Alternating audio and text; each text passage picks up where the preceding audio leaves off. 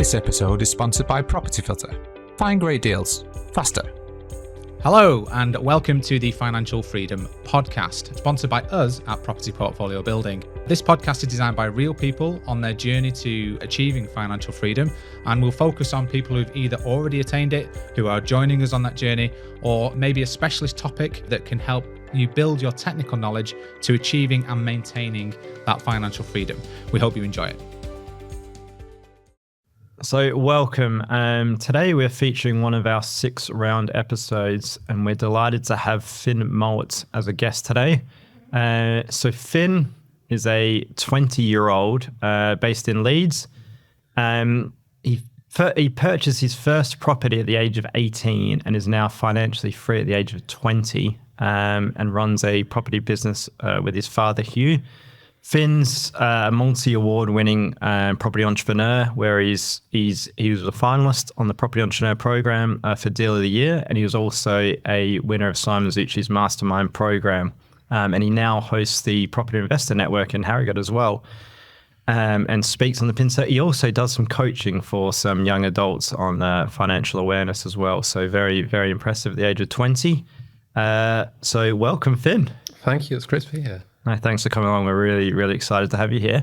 So what we do is we start off with a bit of a interesting fact or discussion point about yourself. So what I wanted to start with is just talking about what you've done the last few months and where you've been. Yeah. So just last week, I got back from a trip in Australia. I was out there for 10 weeks. I just completed a big deal at the end of last year. So I just thought I need a break.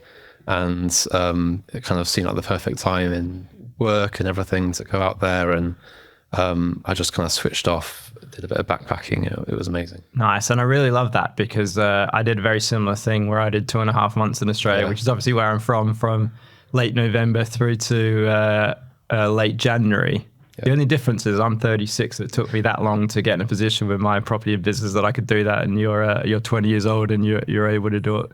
So is it full backpacking experience? Yeah, it was proper backpacking. I was living out a car for a couple of months and sleeping random car parks, kicking on the side of the road. Nice. One backpack on my back. It was great way. Love that. Amazing. Great way. Yeah, I think that's very different though when you're 36, mate. Yeah, I did do a similar road trip when I was your age, but we mixed it up. I was with two mates, and we stayed at some really nice hotels, and then some of it we literally slept in the car as well, and camping and stuff. So we had a bit of a mix, but yeah. About 5 years ago, I bought all the gear to do that in the UK. Like, so I got the camping stuff and all that kind of like backpack and that kind of stuff. We went once.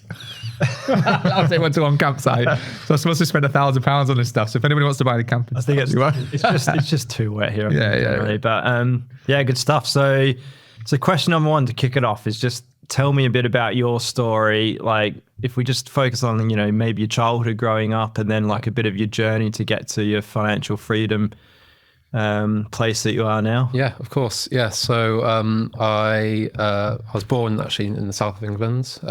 I got a brother and lived with my two parents, and it was a pretty standard childhood, really. I think kind of the thing that relates most to this is my dad was the one working, and he works for a big supermarket, and he was always working, and he would travel a lot. He would be away for weeks at a time, going on trips to visit farms or across the world, and so we eventually moved up north, up to Leeds when I was about 10, and that was quite a difficult transition for me.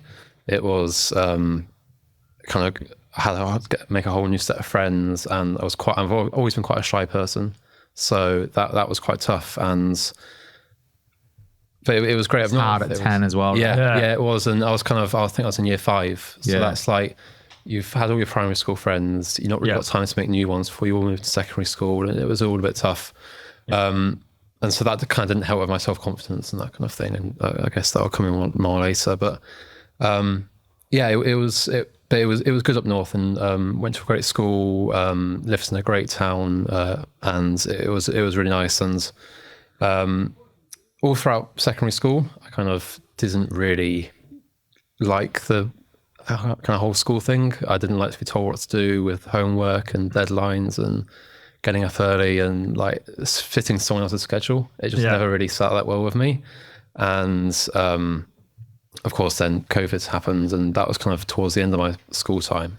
So you're a kid that didn't like to go to school? Yeah, yeah, pretty much, yeah. And I'm sure people will relate. Yeah, and I wasn't like I would say I was a conformist. To the system. But yeah, so I didn't misbehave or anything, but I would say I was one of the kids that just kind of did the bare minimum, just kept under the radar, didn't do extra work and stuff like that.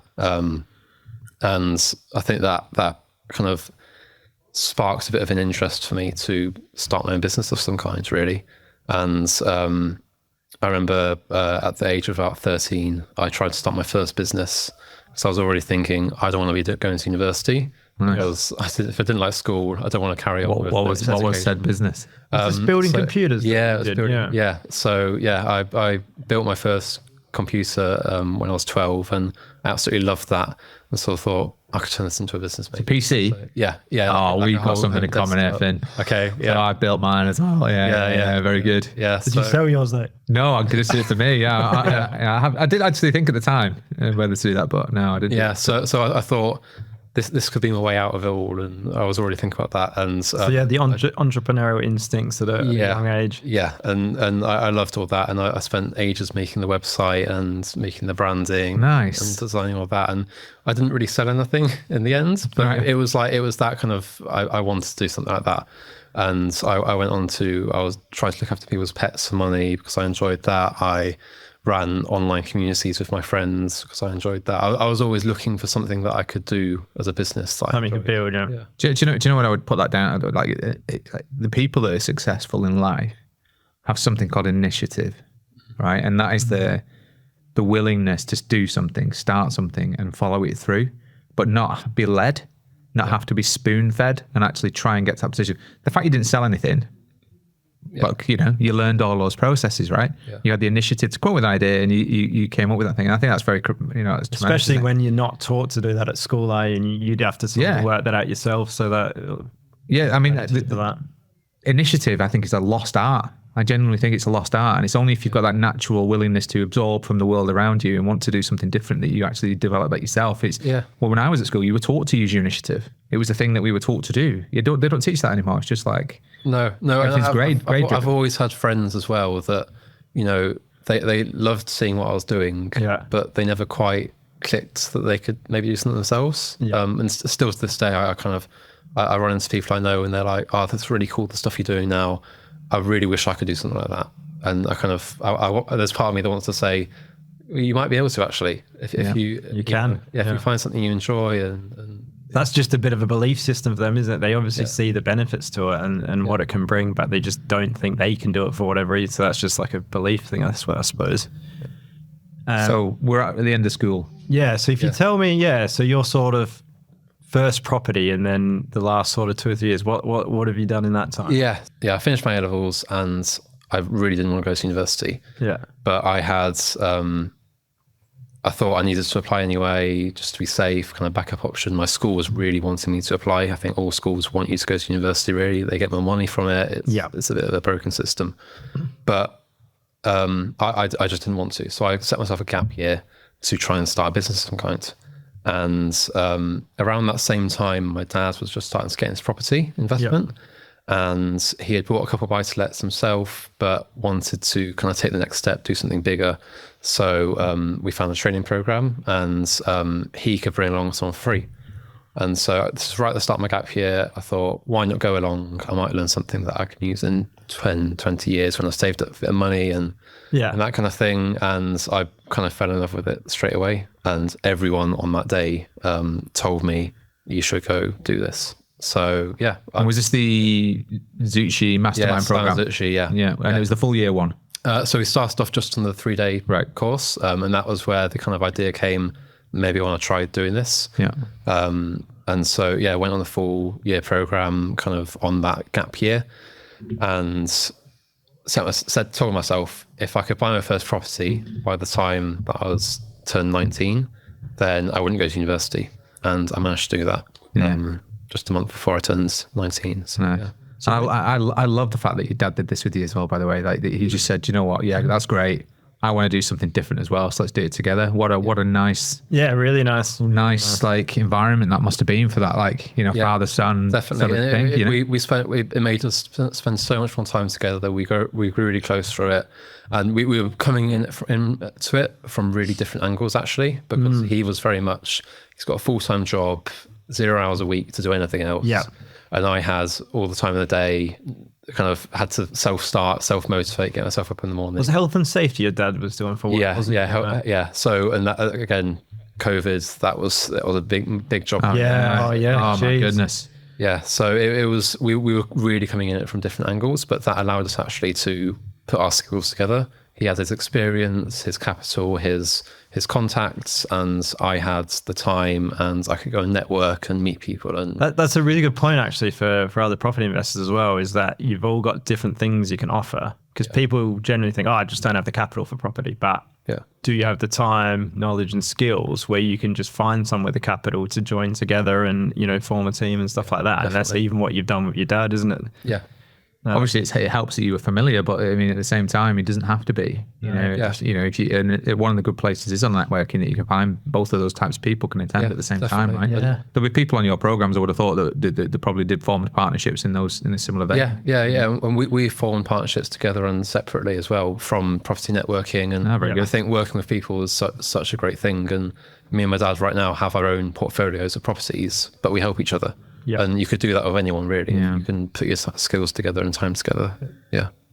Lovely. Absolutely. So, round two then. So, what is financial freedom to you is the question, because everyone's got a bit of a different interpretation and what it is and what it means to them. And can you give us a bit of an idea of what your like long-term plan is, or like your big plan is basically? Yeah. So I think financial freedom for me is freedom. That is it. It's the ability to, work when I want to, work when I don't want to, go on holidays, raise a family in the way that I want to, and it's all about giving me the tools to live my life how I want. And I think I've definitely started at quite an early age for kind of looking ahead towards that, and looking towards what the next 5-10 years looks like in terms of that kind of journey. And technically I've already reached financial freedom. Of course I want to go higher, I want to do more. Have you moved out? Not yet. Right. That's this year. So I did my first. So your living expenses are low. And living at home still does come with that benefit. But actually 2 days ago I went to view my first flat that I might go move into this year. So I'm on that journey, and I'm financially independent now, but I want to go higher. That's another key nugget there as well, because you've actually got quite a big portfolio and lots of properties, but you haven't got your own individual residential property yet. Shows that to a lot of people you can buy a lot of property without owning your first house that you live in, basically. A lot of people just think you can't do that, do they? So and buying my first property was like I had no idea what a mortgage was, even like how it worked, what the repayments were, any of that. So it was definitely a big step buying my first investment property before my first residential one, but actually it works out really well. And that means that I can go rent a place. I've got the freedom then as well to rent for a year, move somewhere else if I want to, if I want to go live in a different country or something. That all ties into that financial freedom. Because of what I do and the money that I make from that, it allows me to have all this flexibility. And what is money to you? Like, how do you see money?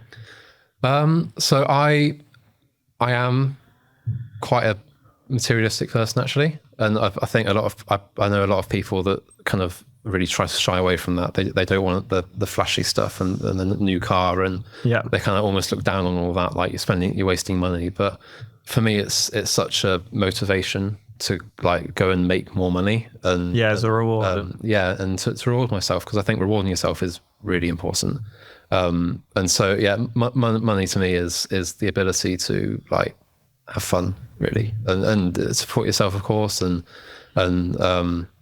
that's what's it's allowing me to do. But I'm looking to the future now, where I can Do you think your view on that materialistic nature that you have would change at all? Because I'll be honest, me at 20 and me at 43 are different. Yeah, I was going to say the same. Completely like, different creatures. I'm not very materialistic as an example, but Yeah. if I was 20 and had the money, I definitely would have been more. Because I don't know whether it's your environment around or your age or whatever, but you want more of that, don't you? I think MTV Cribs was big when I was. When I was heard of that.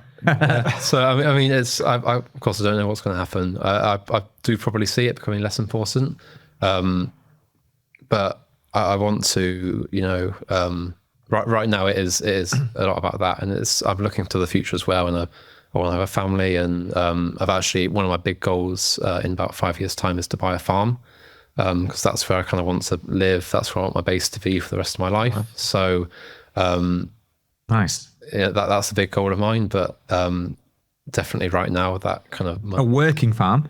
Yeah, right. And I love that. And farming doesn't make much money, so kind of having the background in property to support myself with that, and I've got some really great. It's a bit of a hobby more than yeah. But my grandparents had a farm when I was growing up, so that's always been a big part of my life for you. So yeah.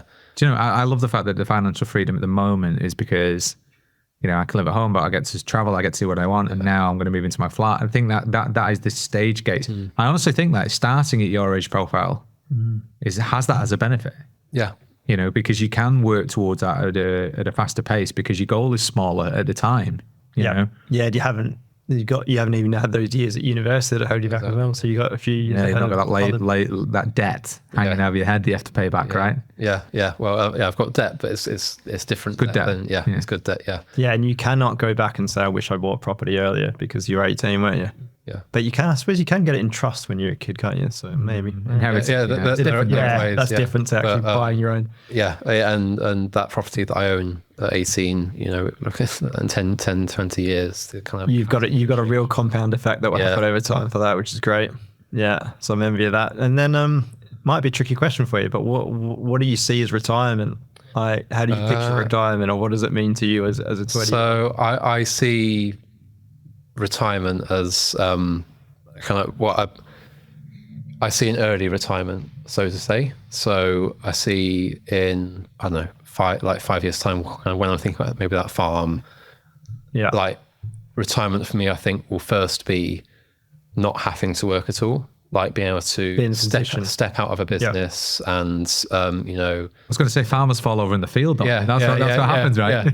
Yeah. But it's that ability to kind of step aside and, do what I want in the day and not have to work. I think I always want to work. I've always wanted to run businesses, and I've got loads of ideas for like smart home technology, and AI really interests me, all of that. So I think there's always going to be work that I want to do. And it's funny because the people that sort of can be in the position to retire, financially, the reason we're talking about, end up being the ones that can't really retire. Yeah. Because that's why they've got there in the first place. That a lot. Yeah, I know a lot of people that they've retired at 40 or whatever, and then they just keep on working because they can't. Yeah, they start another business venture or something, don't they? Yeah. So and then I don't know.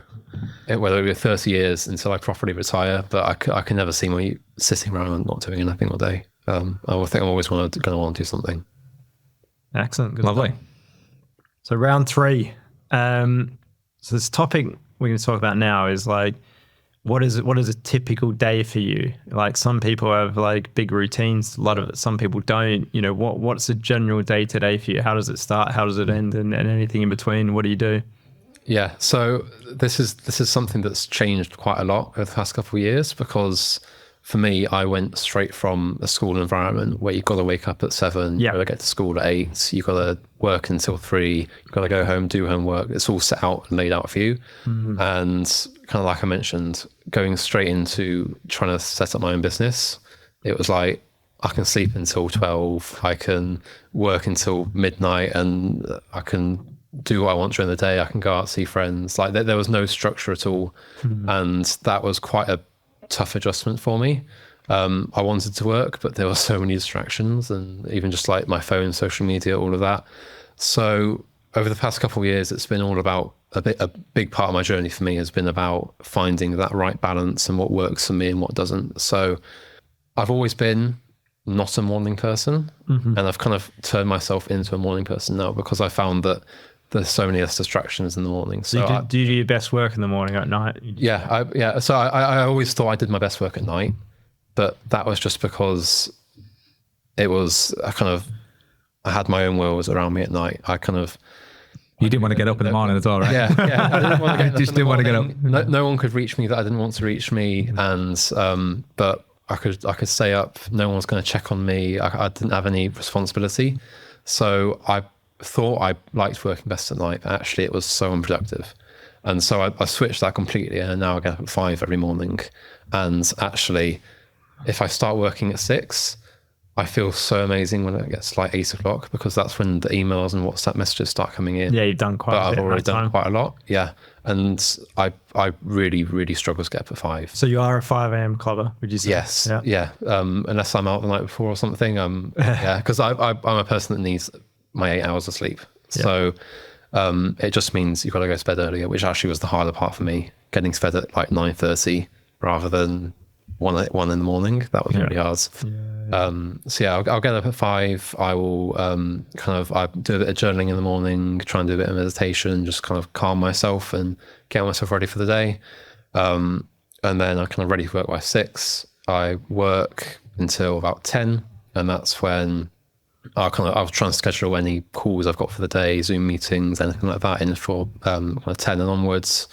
And actually that allows me, by the time I get to like 3 o'clock, I've kind of done like a full day's of work already. Yeah. And that feels really good for me because then I can go out and go into town if I want to in the afternoon. Yeah, you still got a bit of time ahead. Yeah. And so that's what's worked really well for me actually.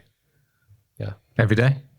Yeah, pretty much every day. Yeah. And I try to keep it really consistent because if I have a day where I sleep in, then I'll go to bed later that night and it kind of spirals out of control. So even on a Sunday, I'll try and get up. So does that mean you're pretty consistent with your times you go to sleep then? Because I'm thinking when I was 20, I mean, I would have been at uni, but I was literally going out drinking probably 5 nights of the week. There was no really early nights unless I only had 2 hours sleep the night before or something like that. Yeah. And so like I said, getting to bed on time is the hardest part. So I try to get to bed at 9:30 every night.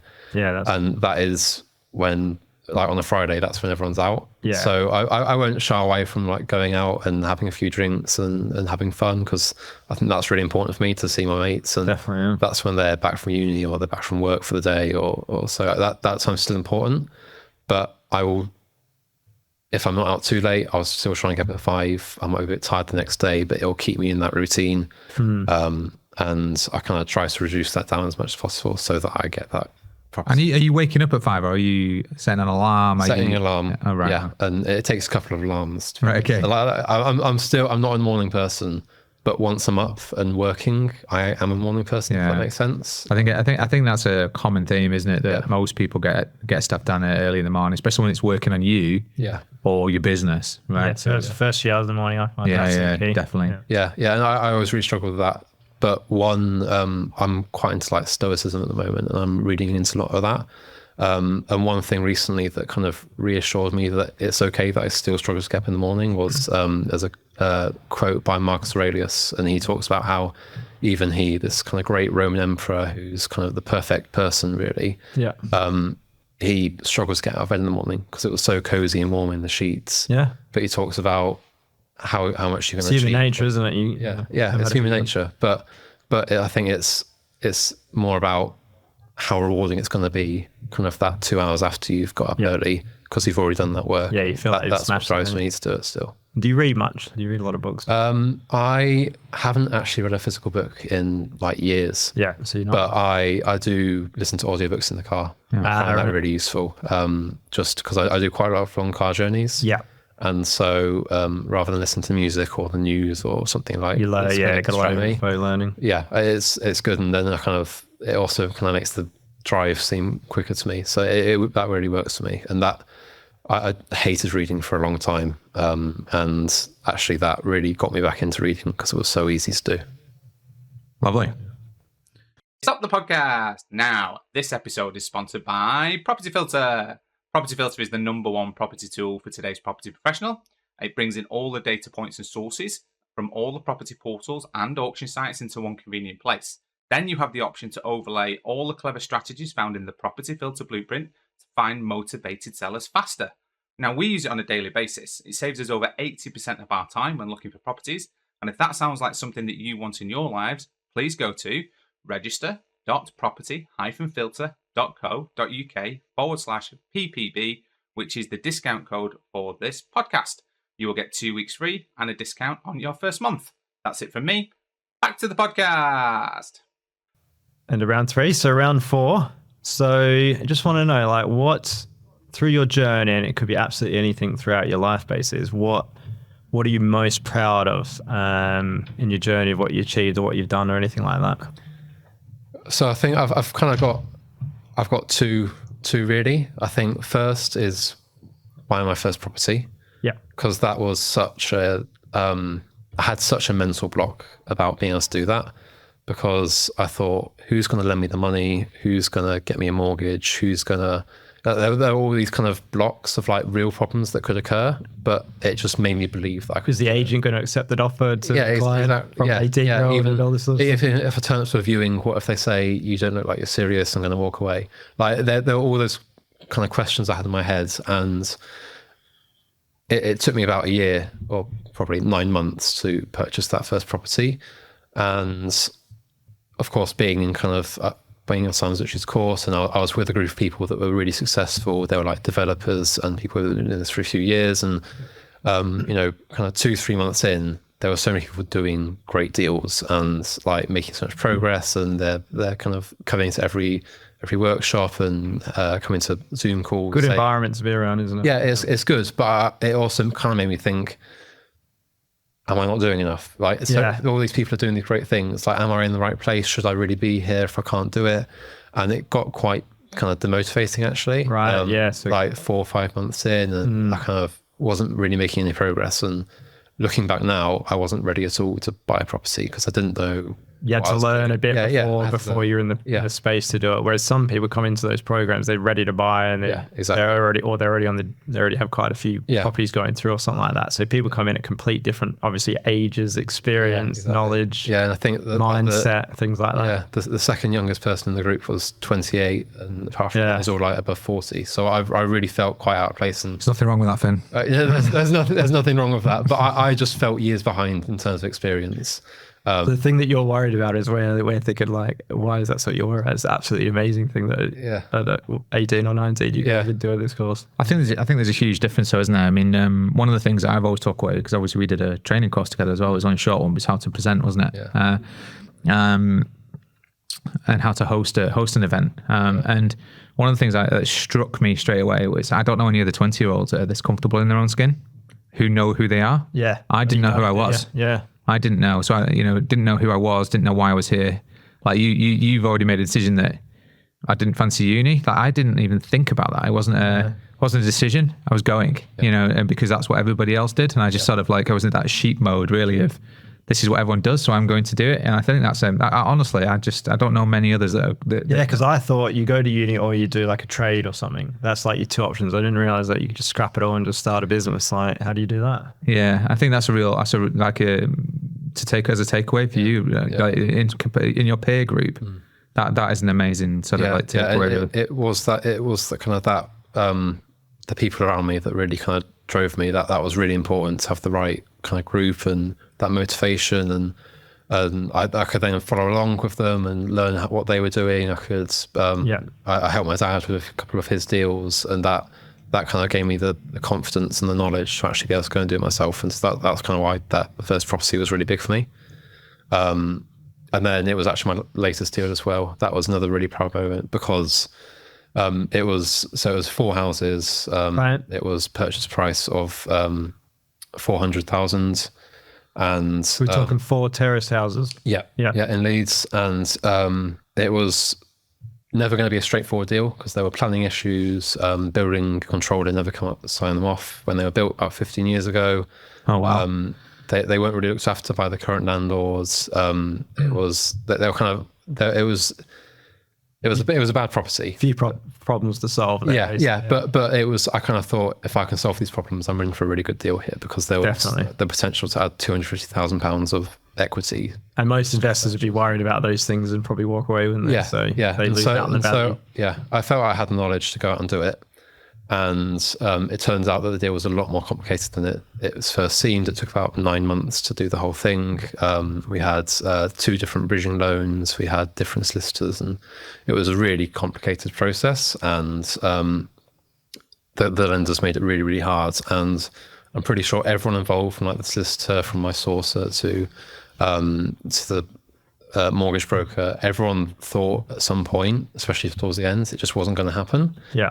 And I was so determined to get it done, and I thought, if I can do this, I can pretty much do any deal, because like there were people with 30 years of property experience telling me, like, I've never seen a deal that's gone this complicated right at the last minute, and we were actually 2 days away from it falling through right at the end when we finally completed, and that was such a big kind of like moment of proving to myself that I could do it. And that's persistence, really, isn't it? That's the key thing there. Is you just kept persisting day in, day out, and the result speaks for itself, doesn't it? It's amazing. Yeah. If it had failed, if the thing hadn't have happened, because that sounds to me like you've put quite a lot of stock into this proves whether I'm an entity here. Yeah. If it had failed, how do you think you would have reacted to that? If you didn't get it over the line, that 2 days had gone by and it was a dead duck. Yeah. I think probably at the time I didn't really, I tried not to think about that, actually, because it was like, I can't even, this can't fail. That was my mindset. This can't fail. So I don't want to make plans for it if it does fail. But I think if it had fallen through, which it was so close to falling through, I had to actually drive to Manchester from Leeds on like the final day to hand deliver a document that meant that the money could be sent over.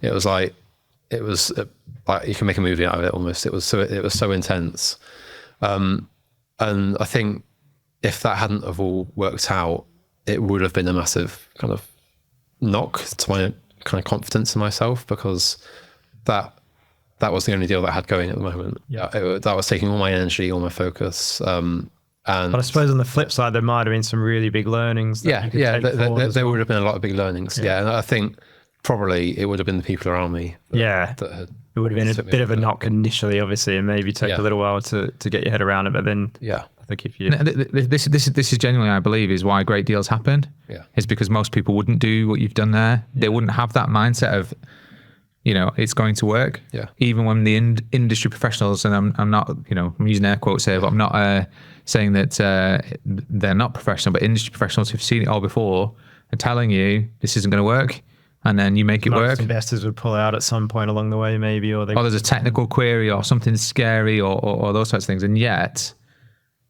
you got it over the line. Yeah. So I don't, and I think that's where a lot of failure rates are. Is some of the best deals are complex. They are. But sometimes it's understanding that these issues can be resolved and like knowing the solution for it. Because sometimes, some of our clients, they'll bring a problem that they think is quite a big problem, but then you just look at it and go, actually, you just do this. Yeah. And it's just building that understanding that it sounds really bad, but actually you just do this and you can get through it. Or, I imagine you've learned a lot about building control and titles and all this type of stuff. I learned enough for a lifetime, and so I can go out and now use that knowledge again. And indemnity insurances and things like that as well. So. Yeah, it was already complicated, but I think the money's made when you're solving those kind of problems that most people. Yeah, because you're adding the value, aren't you? At the end of the day, if you're not solving that, you're not getting the value. Anyone else might have been able to do it. So yeah, that's really good. Yeah, well done. Lovely. So end of round 4, round 5. So I just want to know the best bit of advice you've been given or received. That can be from a book, an audio book of your circumstance, or like from mentor training, anyone basically. What's the best bit of advice you've ever had and why? So I think probably one of the best pieces of advice that I've actually heard it a few times on different podcasts and stuff, but it's only recently that it's kind of really started to resonate with me, is you need to enjoy the journey.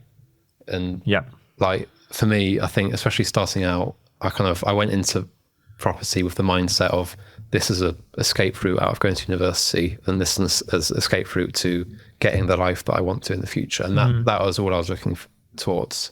And I was really trying to rush through the first couple of years. I thought I can do this all, smash it all out in 3 years, and then I can go off, never work again, have fun.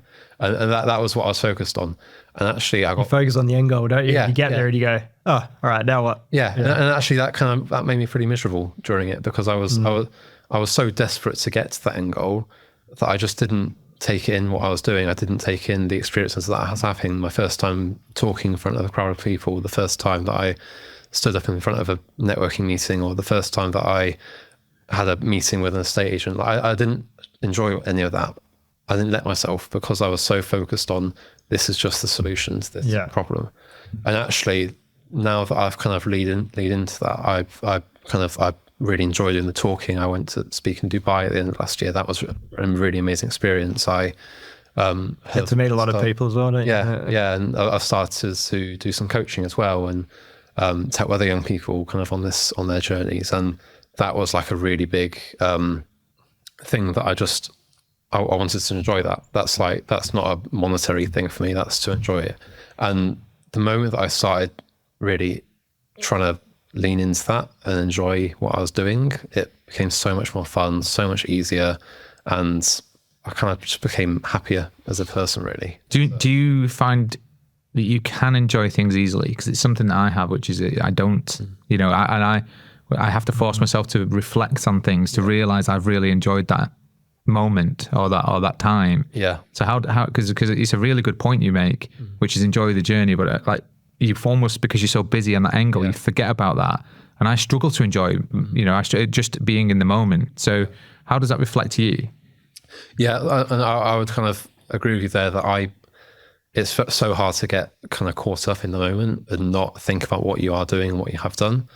And one of the things that I actually found that was really useful for me, I've got quite a big kind of note-taking system on my computer that I'm really organized with all of it. I'm quite a kind of spreadsheet kind of person. And one of the documents that I set up was actually a list of everything that I've achieved.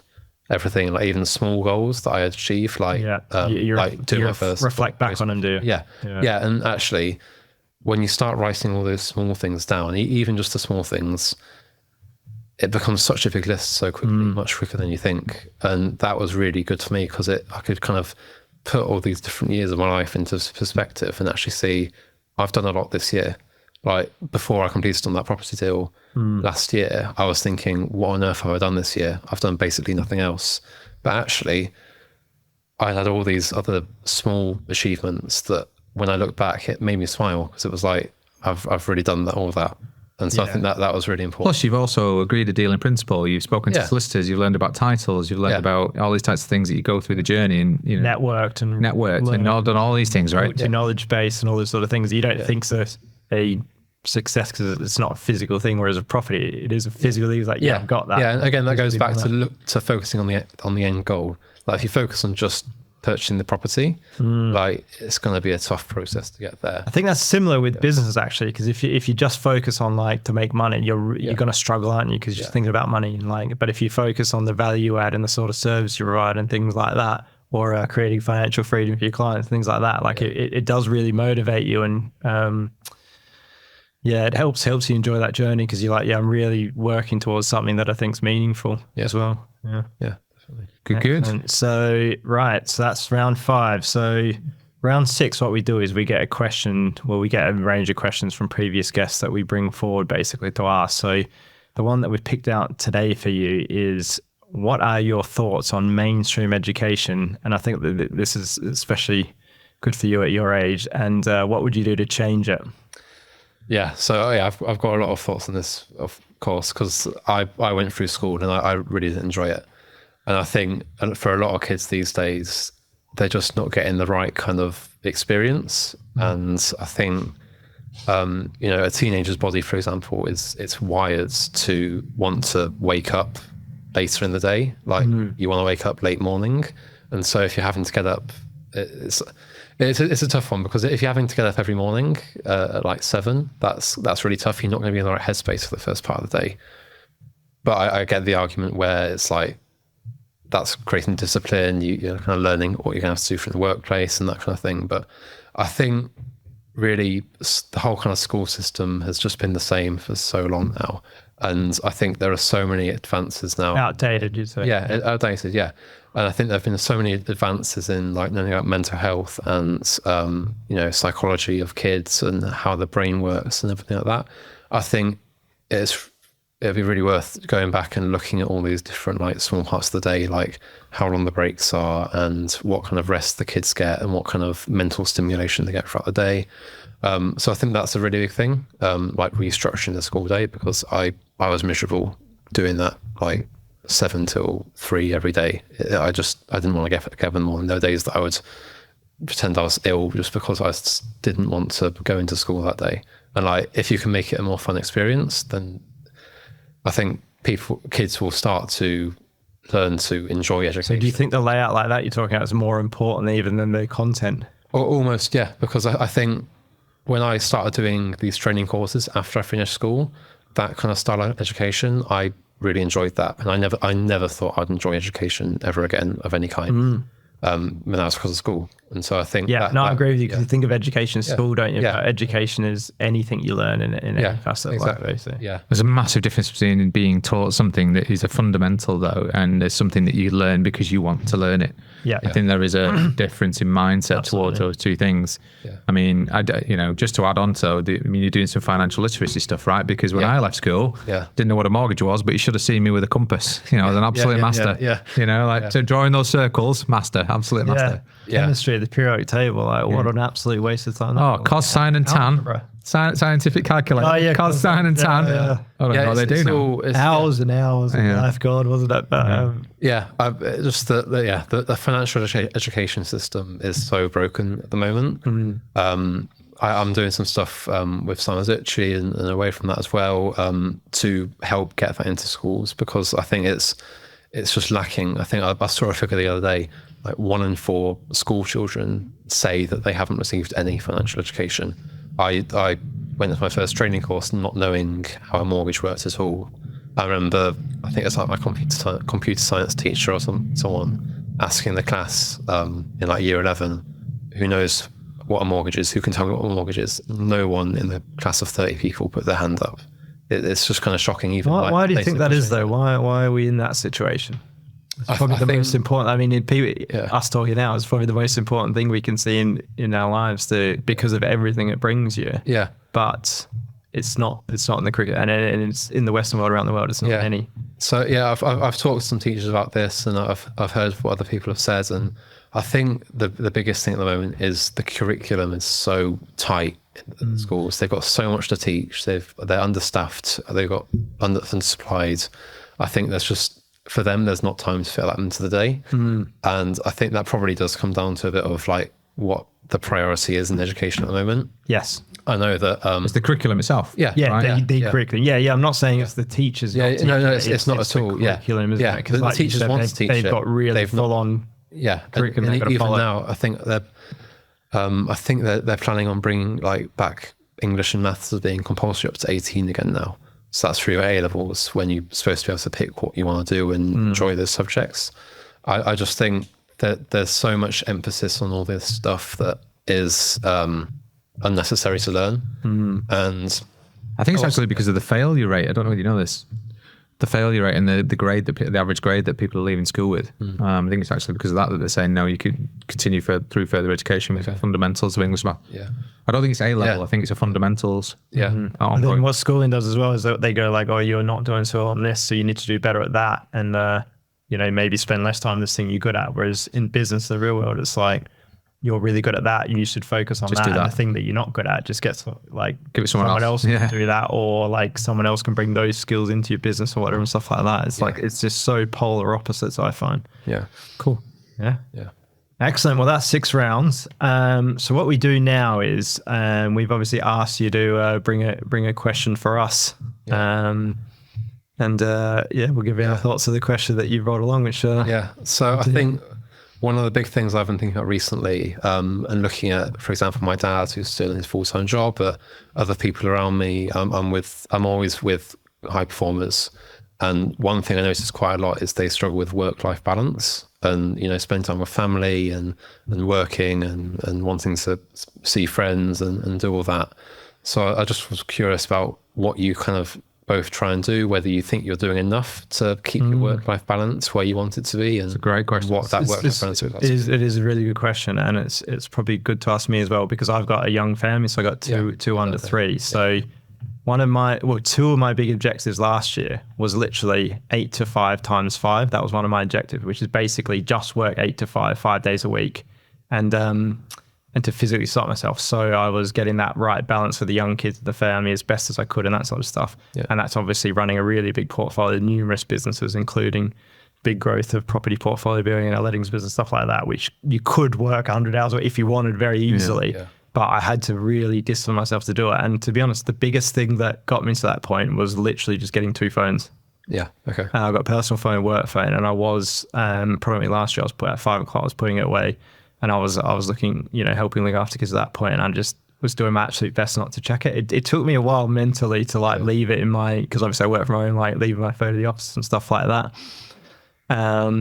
So yeah, that was a really big thing. And also, similar to what you talked about before, where you spent 2.5 months in Australia, I want to be able to spend 2 or 3 months in Australia in the summer. Yeah. So to do that, I must actually have the discipline that we can have the right system and teams in place for the business for that to be able to happen. Yeah. And that obviously with the size of the business and what's going on and everything like that was really challenging as well. Probably became challenging for other team members that are still in the UK, but that sort of thing forced me to go, all right, if I'm going to do that, I need to get more of these things in place. We need more team members, or we need more automated systems of the businesses, and all those sort of things to help. It certainly forces you to do that though, doesn't it? Right? Because it's happening. Yeah. And I was listening out, these are the actual things that I think have to happen before I can do that. Yeah. Yeah. Mine's slightly different. So I don't think my work-life balance I've not nailed it. Yeah. Now, so there's 2 reasons for it principally, but one because my wife's had a lot of health issues. Okay. So we've been working through that. So the work-life balance that I would love is a bit more travel, but I've not been away for a couple of years because of those reasons mainly. But the second one is I've not had your experience in life. I've had a 10-hour day, 5-day a week indoctrination. Yeah. I struggle with guilt, non-working guilt. Okay. Right. Yeah. So I'm literally trying to feel less guilty about taking time in the day out for myself. How crazy is that? But that's what the schooling system does to you, right? It teaches you, you're in these hours, like you said before, then you go to college, then you go to university, then you get a job. It's 9 till 5, it's 8 till 5 or whatever it is. I worked in a very heavy sales environment, so mine was 8 till 6. So it's 10 hours plus travel. Yeah. So now I really struggle with that work-life balance. And it's almost like reprogramming my brain to say, actually, the whole point of you doing this is that you can get up and take your dog for a walk and go to the gym and then start work. But then I still feel like, oh, I need to do this, I need to do that, instead of just going, no, start then. So I'm still working on that. I'm literally meditating on it and trying to. It's probably my worst trait is not turning off. Okay. So it is hard. It's hard. But if I think back, if I can get to that position, or I didn't have that in the first place, I don't think I'd be the same person.